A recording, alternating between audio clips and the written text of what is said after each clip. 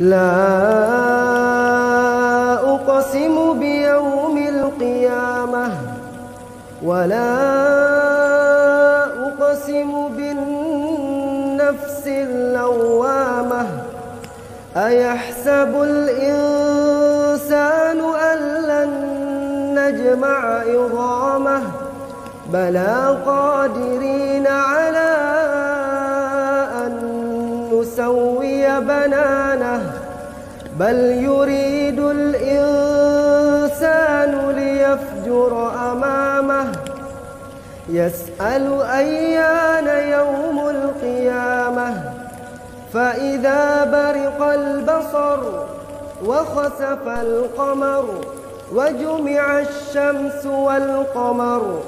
يقول الإنسان يومئذ أين المفر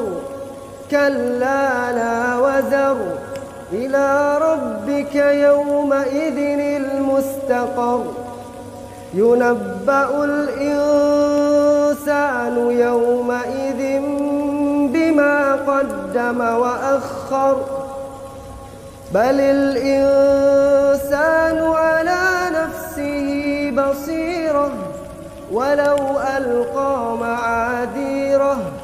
لا تحرك به لسانك لتعجل به إن علينا جمعه وقرآنه فإذا قرأناه فاتبع قرآنه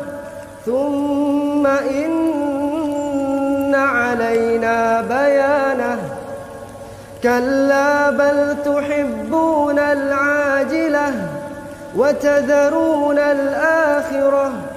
وجوه يومئذ ناظرة إلى ربها ناظرة ووجوه يومئذ باسرة تظن أن يفعل بها فاقرة كلا إذا بلغت التراقي وقيل من راق وظن أنه الفراق والتفت الساق بالساق إلى ربك يومئذ المساق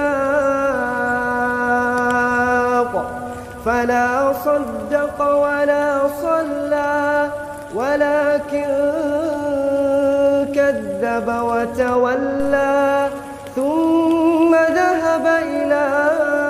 أهله يتمطى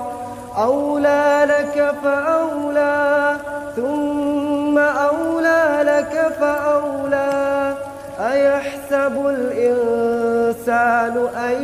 يترك سدى ألم يك نطفة من مني يمنى ثم كان علقة فخلق فسوى فجعل منه الزوجين الذكر والأنثى أليس ذلك بقادر على أن يحيي الموتى